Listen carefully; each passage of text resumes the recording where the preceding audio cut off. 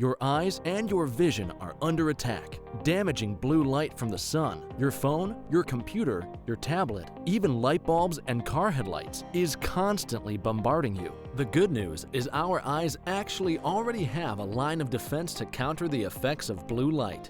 This defense is made up of 3 pigments called carotenoids. MacuHealth with Micromicelle, the only supplement with the exclusive patent on all 3 macular carotenoids and Micromicelle technology. Do your patients know what presbyopia is? There are people who are afraid of the press. Have you talked to your patients about multifocal contact lenses? I've heard the bifocal, but not multifocal. Exactly, not multifocal. Do you need help with your multifocal strategy? Learn more at the conclusion of this episode. With more screen usage and indoor time, myopia, also known as nearsightedness, is increasing and getting worse in children. Now, certified eye doctors can prescribe MiSight One Day, the first and only FDA-approved soft contact lens to slow myopia progression in age-appropriate children. Visit CooperVision.com to find a Brilliant Futures certified eye doctor near you. Good morning, I'm Dr. Kerry Gelb, and welcome to Open Your Eyes Radio. Please listen as I discuss the newest information in the world of health, nutrition, and sports every Saturday morning, 9 a.m. Central Time on AM 1280 The Patriot. Also, please share your thoughts by emailing me at drkerrygelb@gmail.com. That's drkerrygelb@gmail.com, and visit my website, drkerrygelb.com. For those who love the game of baseball, baseball becomes part of our soul, an obsession run by statistics, shared by fathers and sons, fathers and daughters, and now moms and sons and daughters. Today's guest, Ken Cavazoni, the author of Immortal, a tale of a baseball hero that mixes baseball stardom, altruism, love, patriotism, and hope. Ken Cavazoni is a baseball lifer. Upon graduating from Columbia University, he was selected by the Cincinnati Reds in the 15th round of the 1991 Major League Baseball amateur draft.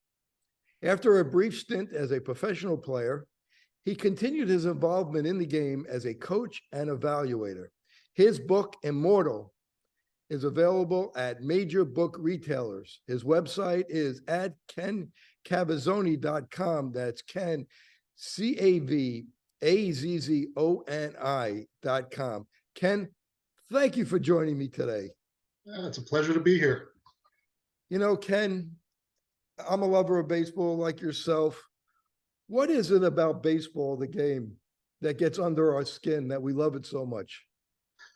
Who was it? I think it was Jim Bouton who said that not that it gets under our skin, but we become part of the game.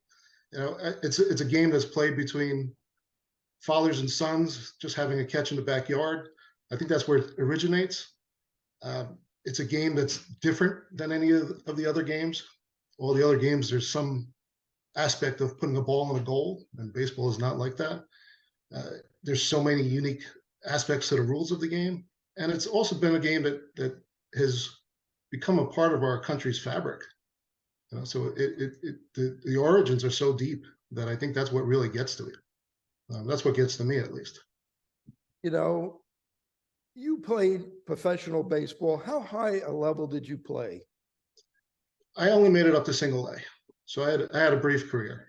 I graduated from Columbia University, got drafted in a decent round, played a year, had a very good initial year, got hurt, had some hamstring injuries, played the following year, and things didn't work out for me. In the end, I look back at that, and I don't think I was quite as athletic as I needed to be. That kind of hit me after playing at that level for a couple of years. I was a good player. I was a good hitter. I'd give you a professional at bat, but without question, there was an athleticism thing that I wish I had a little bit more of. What do you think the difference is between a AA, AAA player and a major league player? Is it mostly mental? And how much of it is mental? How much of it would you say is actual physical? When I was my first year in spring training, Bill White was the National League Baseball commissioner, and he did a little thing in our locker room before a game or before practice, and he started asking players, "Can you throw the ball 90 miles an hour?" He was asking a pitcher. "Yeah, I can." "How about you? Can you hit the ball 400 feet? Have you ever hit a ball 400 feet?" "Absolutely." So he asked that same question. He said, what makes you different than the major leaguers? Because you can accomplish the same things they can. And it really comes down to consistency, as being repeatable in your biomechanics. Major leaguers just do it on a more consistent basis than a minor leaguer. The talent level could be almost equal, but can you repeat what you do? That's really the difference between the levels. Single A, you got a lot of raw players. You got a big mix of ages. You have high school players, level players playing with college level players. Double A gets certainly more refined. And triple A, there's a broad range too, sometimes with older players on the end of their careers and also prospects. Growing up, who were your role models as players? Who did you look up to that you thought, I just love this player. I love watching him. Oh, that's easy. That right off the bat, Don Mattingly. I was a Don Mattingly guy. I look back at my swing and I kind of laugh. I was a little bit bigger, I think, than Don Mattingly, but I was crouched like him, but from the right side. He was the guy I looked towards all the time. And Don Mattingly, how many games in a row did he hit a home run? It was like 10 games or something. Yeah, I think it was 8. That was a crazy year. It was either 8 or 9. I remember that. He thing about him is he was an athlete too. I mean, he could play baseball. He could play basketball. He played third base for the Yankees. People don't even remember that. He played a couple. I don't think he played a full game at third, but he spotted at third as a lefty third baseman. He played outfield to start his career. He was just a great player. Baseball has changed so much. When I was younger, baseball players didn't lift weights. They weren't massively strong, but there were still guys that hit many home runs, Willie Mays and Mickey Mantle. I mean, there was a lot of Harmon Killebrews. But now the players are in the weight room. What has changed to put the players in the weight room? Is it all about hitting home runs and making money compared to the thin players when the game was so different? Wow. I got to veer into a really quick story about that because it's relevant to my book too. When I was a player at Columbia University, Bart Giamatti was the Major League Baseball commissioner, and Bart Giamatti considered himself, he liked to roam the halls of academia, as they say. He was a Yale guy, very intelligent man, and he actually came to our university one day and had breakfast. I think it was called Bagels with Bart. Our baseball team had breakfast with Bart Giamatti, and it was great. He sat there and just had an open forum with us, and he was asking questions like, just ask me anything. And people were asking him about, how come you suspended this guy for 5 games, but Pedro Guerrero threw a bat and you only suspended him for 3? And it was a very light conversation. And he kept saying, yeah, you guys could ask me anything. So there I went, and I decided to ask him a question. And after I asked him the question, the room got dark and he got angry with me, and it was unbelievable. And I remember it like it was yesterday. I asked him, with the emergence of players like Jose Canseco, is baseball going to do anything about steroids and steroid testing? And you got to remember, this was 1989, and he actually passed away several months after, just a few months after. And he got angry with me, and he turned the entire conversation into something that it shouldn't have been. How dare I ask such a question? And back then I was a prospect. I never did steroids, but it certainly crossed my mind. And it was a topic that as college players we talked about. And here was the baseball commissioner looking at me, and basically it was the first time that any adult of any authority lied right to my face. So there was a desire to have home runs hit. And I think that from that steroid era, it carried on through. And that's where the game is right now. Well, you talk a little bit about that in the book, about the hero of your book, T.C. Hunter. And he really is a hero in your book, not to give too much away, but who was T.C. Hunter? Is he a combination of Ted Williams and Ty Cobb? Who was he to you? Well, I was always a Ted Williams fan because of a lot of different angles, not just his hitting. I thought he was the best hitter that ever played the game, but also the fact that he served in World War II and in Korea as a pilot. Ty Cobb, so TC's named after Williams Cobb, and he just happens to have the surname of Catfish Hunter, which kind of adds to his, the whole picture there. TC has the hitting ability of Ted Williams. He's got the grit of Ty Cobb, and also the competitiveness of Catfish Hunter is what I wanted to do, and that's how I want to make my hero. It was a character that I thought about for a long time. And where did you come up with the names of the different baseball players? It was kind of like real baseball player names. Some of them are real. Some of them are players that I played with. Maybe I used the first name of one person and the last name of another. When I write, that's one of the most difficult things, is trying to figure out, I need a character here. What's the name? In the book, there's a hero, TC Hunter, and we were talking about where he got the name. It was a combination of Ted Williams, Ty Cobb, and I want to ask you about Ty Cobb a little bit, and you talk a little bit about this in your book. People always thought Ty Cobb was a racist. He came from a tough place. Tell us a little bit about the great Ty Cobb. Yeah, he did come from a tough place, and there was certainly a racist element to some of the things that happened, but I can tell you that Ty Cobb was kind of an equal opportunity hater. He was an angry guy. As it is told, Ty Cobb's father was shot by his mother.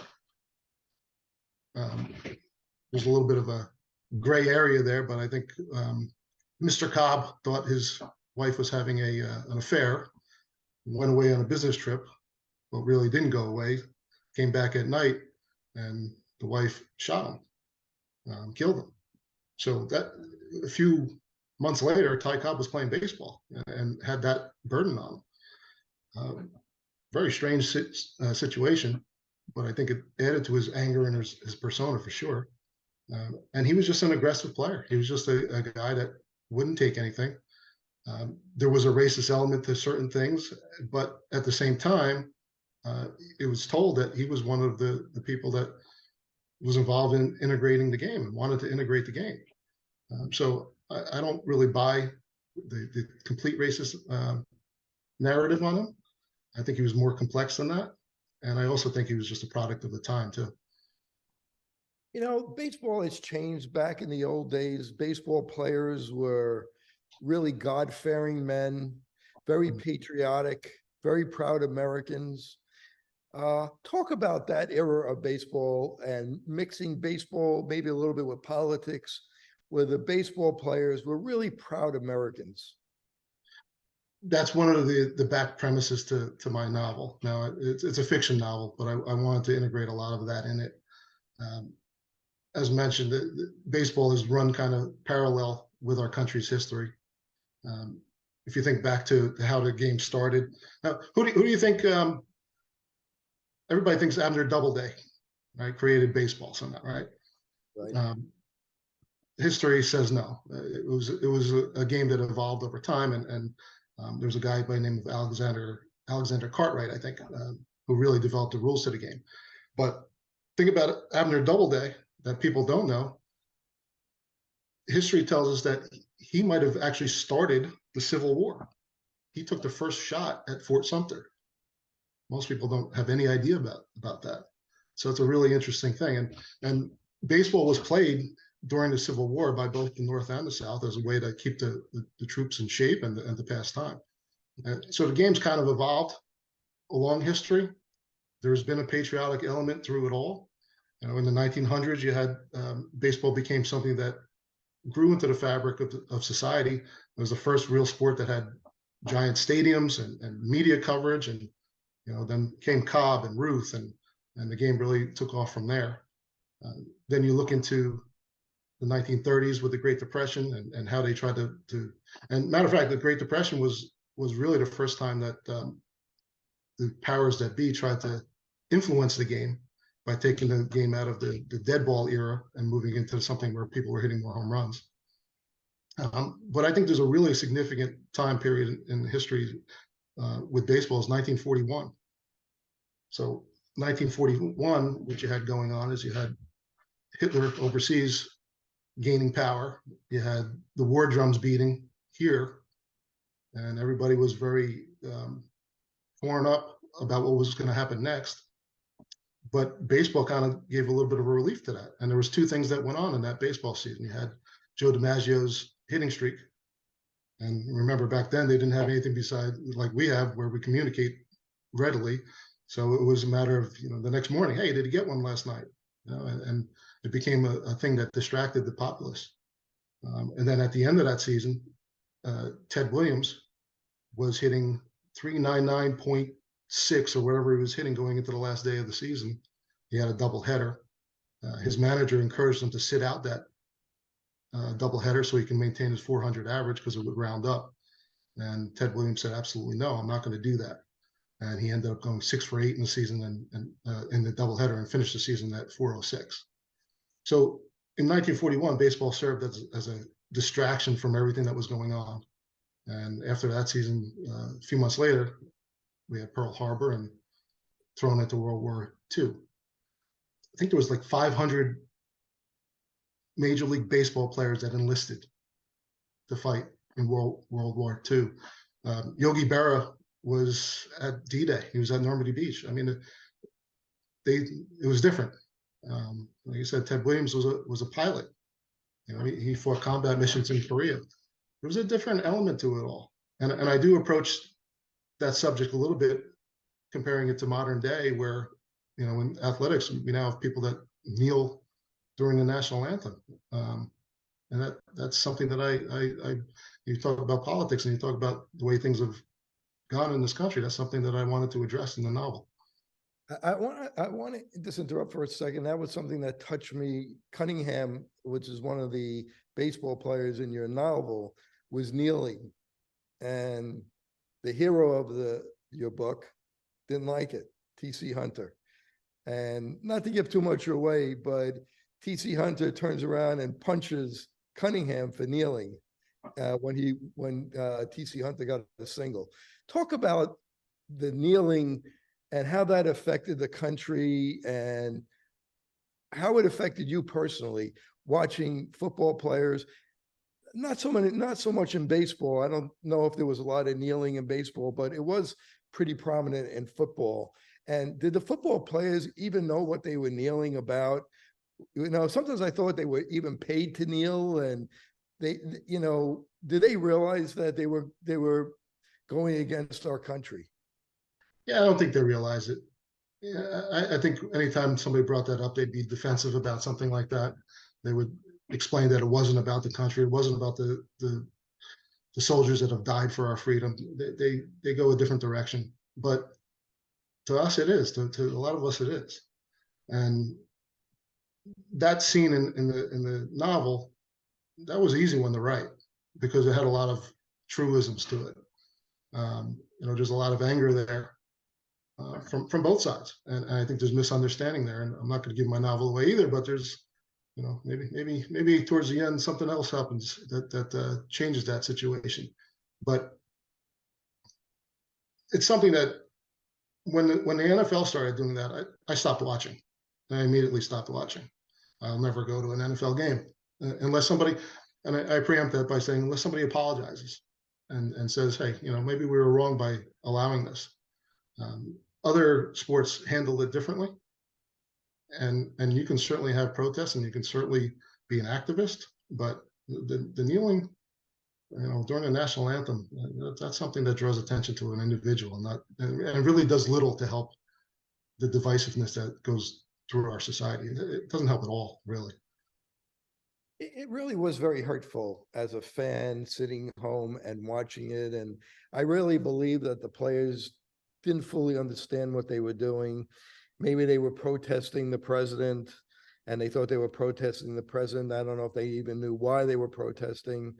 And sometimes I feel that, some of these agitators, if we bring politics into it, when we see some of these, these people burning down buildings and and these crazy protests and, spitting at the cops. Are these paid agitators, or are they really people that really feel this strongly? And why are they doing it? To me, it's by design. It just seems like it's by design. I think a lot of them are paid. A lot of them are part of a, I think there's a lot of things going on, Kerry, just trying to change our society. That's never going to be something that sits well with me.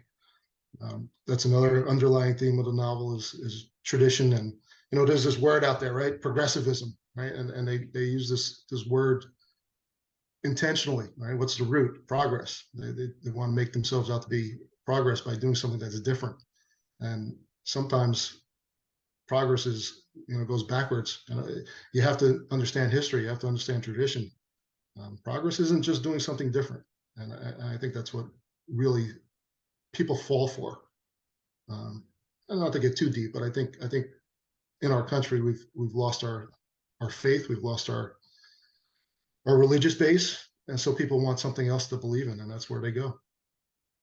It's really a shame when they say it's a peaceful protest and you see buildings, the protesters burning down buildings behind, and people are sitting there at home watching, and they're just like, what's happening to our country? And sports does become an outlet, but still in the background, the building is still burning. Yeah, absolutely. And I think we've had heroes in the past and athletes in the past that have become heroes. I think we need that again. And you bring up the immortal, the definite, who becomes immortal? Why does this one player become an immortal and the other player just stays as a great player? Why is that? Well, my premise is that it has nothing to do with baseball. You can have prowess in sports, but it's what you do otherwise that makes you immortal.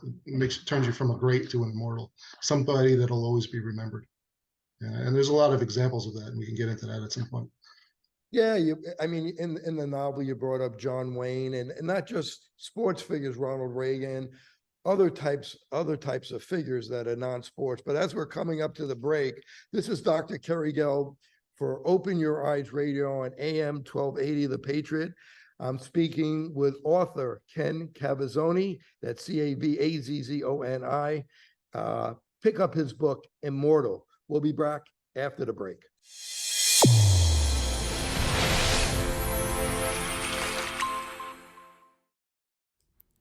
MacuHealth, your science-born and tested solutions for visual performance, macular degeneration, and dry eye syndrome.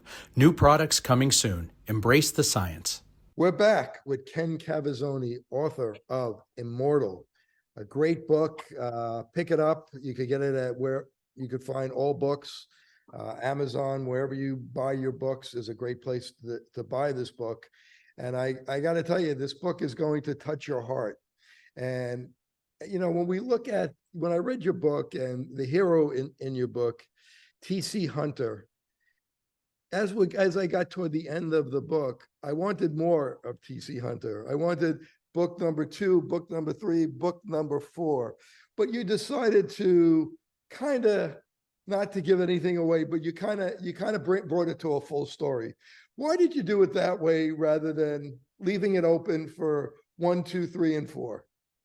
Well, I'm going to tell you, I'll give you a little secret that there is a sequel out, not out, but in the works, where I'm actually going through the perspective of T.C. Hunter's son. So I'm taking T.C. Hunter, and it's actually a really fun project for me because in a way, I'm taking my journey with my own son through baseball and through travel baseball and hopefully his success in the game.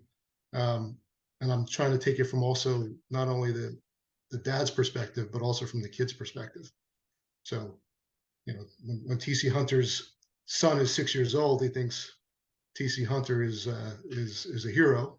By the time he's 13, he has a little bit of a different opinion of him. So that is actually going to be a sequel to that novel. A typical American sons, I might add to that, and then they seem to come back to us. if somebody was going to play TC Hunter in a movie, who would you want it to be? And have you even thought about that? Yeah, that's a tough one.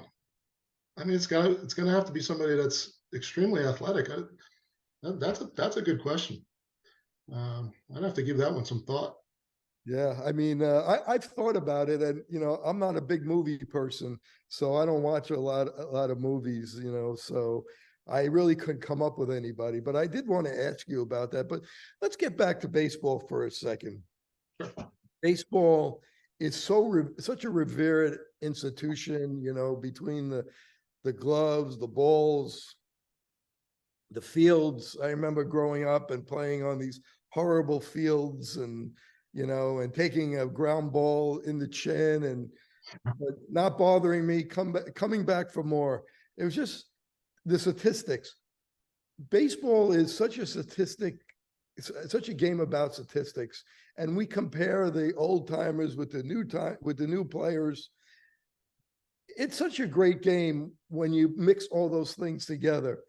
What do you think about baseball statistics compared to other sports? There is something about that, isn't there? Right? I mean, you really can't rattle off football statistics. Who's got the most touchdown passes and yards? You just don't rattle it off as easy. But with baseball, you can. It's commonplace, and you rattle it off pretty easily. It's a game that's so focused on statistics that I think that's the origin of being able to rattle off, who's the leading home run hitter and who had the most hits. And it's a game of percentages. It's a game that you fail a lot more times than you succeed. So I think that's part of it too. If you're going to be a free throw artist, you're going to hit 95% of your free throws. Well, if you're going to be a baseball artist, you got to hit 3 out of every 10 times. So I think it's a game that is structured that way, and it leans towards those percentages. And the statistics are so much more relevant in the game too, because it's a way to compare eras. It's a way to we went from a dead ball era in the 1920s to a live ball era into the 1930s as they tried to encourage home runs. And then you have modern day players that have a totally different approach, and guys are throwing harder, and there's analytics now. And don't get me started on that. But that's one theme in the novel as well, is about the new rules that have changed the fabric of the game itself. And I'm not a big fan of that, because when you're talking about statistics, you want it to be an even playing field. That's for sure. With the new rules, and you touch on it a little bit in the book, are there any of the new rules that you like? I mean, I have to admit, I'm a purist, and I used to love a 4-hour game because baseball had no time, but it did get annoying. I remember the Dodgers had this relief pitcher. I can't remember his name, but God, it took him a minute to throw a ball, maybe 2 minutes before he would throw the ball. And it got kind of annoying. So do you think there's any of the rules that you do like, the pitch clock or the bigger bases, or only able to throw over 2 times, or is there any of it you like, or you don't like any of them? Well, I'll start off with what I hate. I hate the throw over rule. You can only throw over 2 times in the bigger bases. So how do you compare the base stealers of today to Ricky Henderson? Ricky Henderson had to do it for real. And these guys, a lot of these base stealers now, they can just wait for the 2 throws, and then they wait for the pitcher to hold the ball. And as the timer is about to go off, they know he's going to throw. So they get such great jumps. I was watching, for whatever reason, an Oakland A game the other day where their rookie broke the rookie's stolen base record, and the announcers made such a great thing of it. And to me, I was like, what's the big deal? The rules are tilted. So I don't like that at all.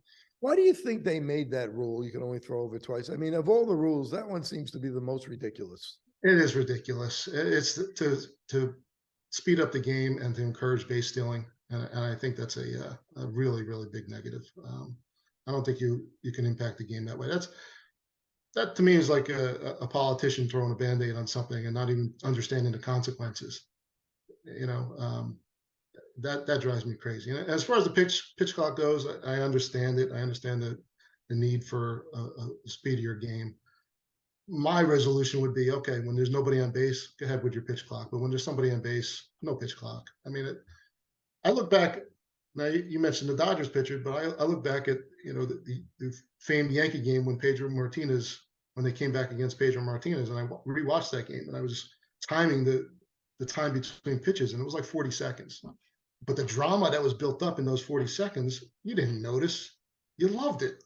Right. And now they're taking that away. And I at least hope they would eliminate the clock during the playoffs in the World Series, and they haven't. That drama is significant. And I think it's a big part of the game.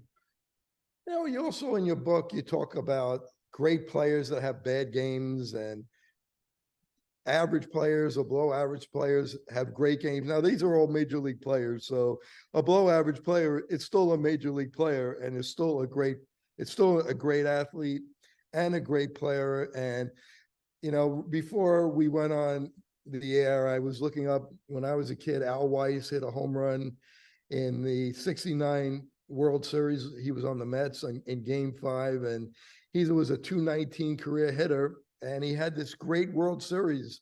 I think he would, he was like 5 for 11, had 3 RBIs or something. And he was a big hero. They called him the Mighty Might at that time. And that's what makes baseball so great, because you have this player, whether it's Luis Sojo or Carlos Ruiz, all of a sudden they become a hero in the World Series. And you get these great players who lay an egg in the World Series, and then it kind of ruins their career. If you could talk a little bit about that. Yeah, I'll give you another one. In my contemporary was Brian Doyle. Remember Brian Doyle? Second baseman for you. He had I forget which year it was. I don't know if it was 78 or had an outstanding series. I think he should have been the MVP. Yep, 78. He filled in for Willie Randolph because Randolph got hurt.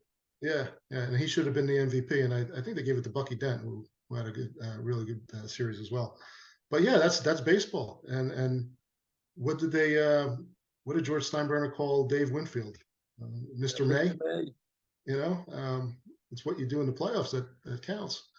And there is something to that, right? You're facing the best pitchers. You're facing intense circumstances. Your focus has to be up there, and certain players are going to hone in on that, and certain players aren't going to collapse under that. It's not easy. I mean, even Barry Bonds, early in his career, never did well in the World Series until later in his career. And he was notorious for that. Yeah. I mean, and then you get these guys that, Tiger Woods, he could always perform on Sunday. He always did better under the pressure. Some people are just like that. It's an amazing thing. I agree. And nowadays with baseball, there's so much concentration on analytics and how hard you hit a ball. And there is something called clutch. The clutch players, Thurman Munson was a guy to me, right? He was clutch. So he had years that were great, other years that were subpar, but whenever they needed a hit, Thurman Munson came through. And Derek Jeter was like that. The guys that come through, and it's a big part of the game, and there is something to it. It's not something to be glossed over. There is something to somebody that can take that moment and come through when a team needs it. There are players that they strike out and they think about it and it bothers them, to their next at bat. And then there's other people that can handle disappointment. And those are the ones that seem to be able to make it. What is it that a major league player could do? Why are they different? Why are they able to handle disappointment and failure better than the average person? Well, most of them are seasoned and they understand it, especially the veterans. They know that in the end their statistics are going to look like the back of their baseball card, so they don't take each game at heart as young players do, and that's a hard thing to learn. It really is. I think I was on the opposite side. I took things a little bit more to heart. I play softball now, and it bothers me when I make an out. So even at my age, I'm playing softball. I don't like making outs, and I start thinking about it. So, and I think, that's what really kind of could separate the major league players. I remember Mariano Rivera blowing his save, and they stick the microphone under his mouth, and they say to him, "Mariano, how do you feel?" And he goes, "I already forgot about it. We got a new game tomorrow. I can't change the past. The only thing that matters is the future." I want to ask you, Ken, when we look at baseball, baseball has changed a lot. We've brought in a lot of baseball players, international baseball players. We've added teams, but it's made it harder to make the major leagues. And these international players, I got to say, how does the Dominican Republic have so many great players, that little place? I'm amazed by it. I've got a friend who coached with me from the DR, and he sends me videos. Now, it's a little bit different there. The athletes there, the baseball players there, they pretty much forego schooling. I mean, they're on the baseball field, 8 hours a day. He shows me things. He shows me 12-year-olds hitting balls, 350 feet. It's crazy, and that's why. I mean, there's such a focus there. And we have other sports that we tend to have some of our athletes veer towards. There, it's baseball. It's baseball, baseball, baseball. So I think it's made a tremendous improvement to the game. I think it made the American player understand where they have to go. These guys are no joke. They've got goals and they want to take your job. So it's changed our mentality too, I think. I've got a son playing college baseball now, and if he wants to play pro, he's got to understand that there's that international base has made the game so much more competitive. It has made the game so much better overall. I just think it's fabulous. I mean, in my opinion, the two best players in baseball are not American, Ohtani and Ronald Acuna Jr. I mean, these are probably the two best players in baseball, and then they're not American players. Well, Ohtani's just ridiculous. It's gonna be interesting what happens to him this offseason, given his injury. But you think of somebody like him, though. He's not somebody that plays the field. So who would you rather have? I know he brings you an arm too, but I don't know. Acuna to me is by far the best player around. He just gives you so much.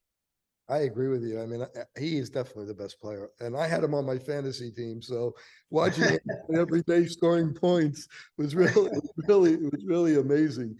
I mean, we had me and my son had Acuna, and we came in first place, and the kid who had Ohtani came in last place. I don't know if that means anything, but yeah, it certainly was interesting. So I want to go back to what we talked about at the end of the last segment.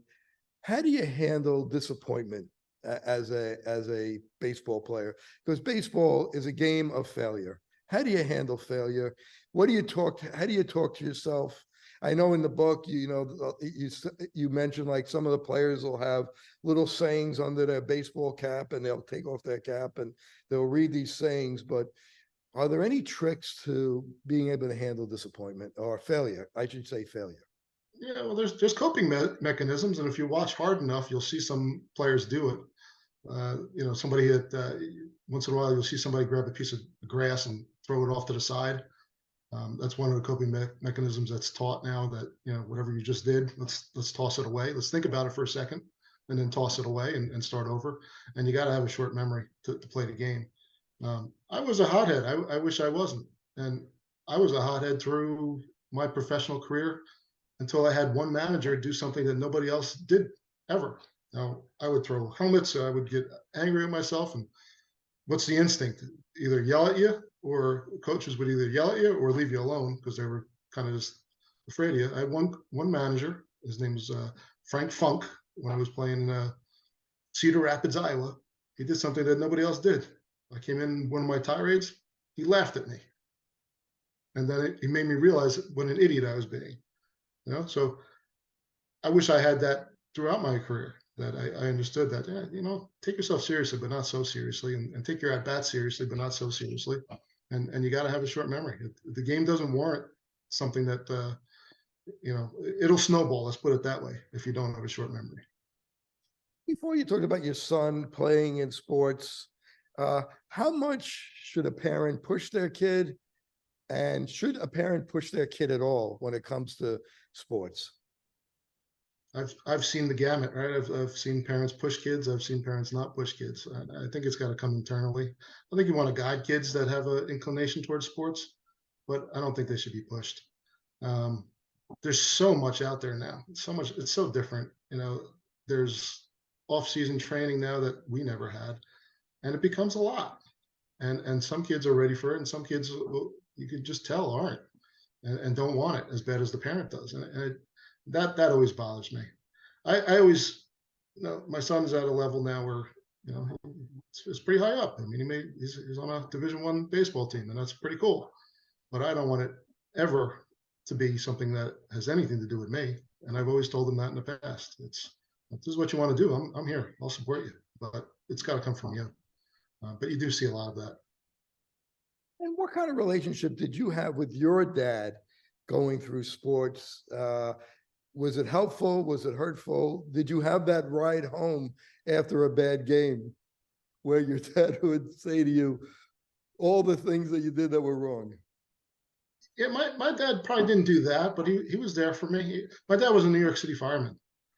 And what was fun about that is, he used to go in shifts, and he actually worked in the South Bronx of all places. So there were times that I'd have a game and he would say, "Oh, sorry, kid, but I'm not gonna be able to make that one." And then I'd look up and there he was, and he'd find a way. He'd find a way to change shifts with somebody, and he was at my games. That's something I'll always remember. So he never pushed me. We had a batting cage in my backyard, and it wasn't because of me. It was actually because of my brother who wanted it. And I kind of took it over at some point. So he was involved with me. He was a coach in my little league. He was my hitting instructor to a point. But then it did get to a point where, like everybody else, he kind of stepped aside and let me do my thing. One thing about my dad, which is really rough, is that he never got to see me play college. He passed away before he ever got to see me play a game. So talk about the national anthem and talk about being on a minor league field and hearing the national anthem before every single game, I would think about that man. So he did something right. Absolutely. Wow. And you mentioned that you had a batting cage in your backyard. How do you learn to hit 95 to 100? Put the machine up. You got to see it. You got to experience it.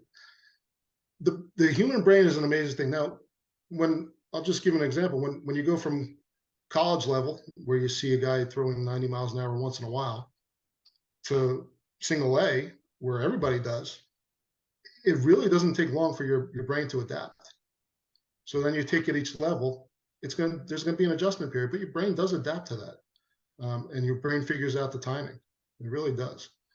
Now, guys throwing 100 miles an hour, there is a limit that I still get amazed at anybody who hits that. And they really don't hit it very well. But your brain definitely adapts. You kind of figure out things. You kind of figure out the rhythm of how your approach has to be when you're facing that kind of velocity. It's something that does happen naturally. I often think about tennis players. A slow tennis serve is 100 miles an hour, where a fast tennis serve is 120 to 140 miles an hour. Yeah. They could hit that. So the brain definitely could adapt. Of course, a racket is much bigger than a bat, but it just shows you can time it. Yeah, you can. Absolutely. And after you see it for a bit, it becomes just like any other day because everybody does it. I remember people asking me, how do you hit that? After a while, it just becomes what you see, and it just becomes a natural thing. And people at home are listening, they're wondering, what does it feel like to get hit with a 95-mile-an-hour fastball in the back or the leg to be hit by one of those pitchers? Yeah, that's not fun. That's not fun at all. That hurts quite a bit. I mean, I have a 13-year-old that plays, and when they get hit by a 70-mile-an-hour pitch, those kids go down. So I just can't imagine what it's like to be hit by a 95-mile-an-hour pitch. Yeah, it stings. That's for sure. But those guys don't rub. It's amazing. So as we're coming up to the break, I do want to ask you, how does somebody like yourself who balance school and baseball at the same time, you're going to Columbia, how do you balance that? That was always something that was impressed on me by my parents early on. If you're going to do something, do it right. So I was always a decent student. I was always a good student, and I always wanted to be a good baseball player. So I never thought about one having an issue with the other. I just never did. I just want to thank Ken Cavazoni for joining me today. He's such a great interview. He has such a great book. Ken, if they want to find out more about you, how could they do that? Go to my website, kencavazzoni.com. And next week, we're going to talk with Ken about a little bit more about his book. So stay tuned to next week to part 2.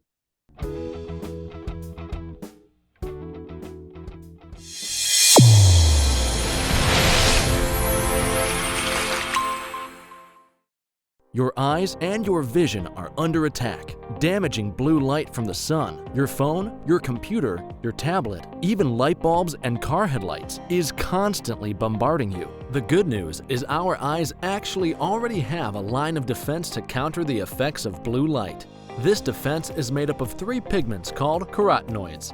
MacuHealth with Micromicelle, the only supplement with the exclusive patent on all 3 macular carotenoids and Micromicelle technology. Fitting multifocal contact lenses presents a big opportunity to meet patient needs while growing your practice.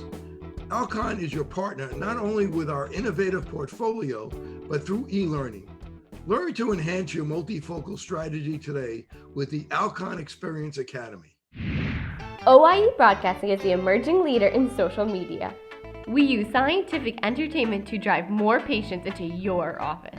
Visit OIEBroadcasting.com and sign up today.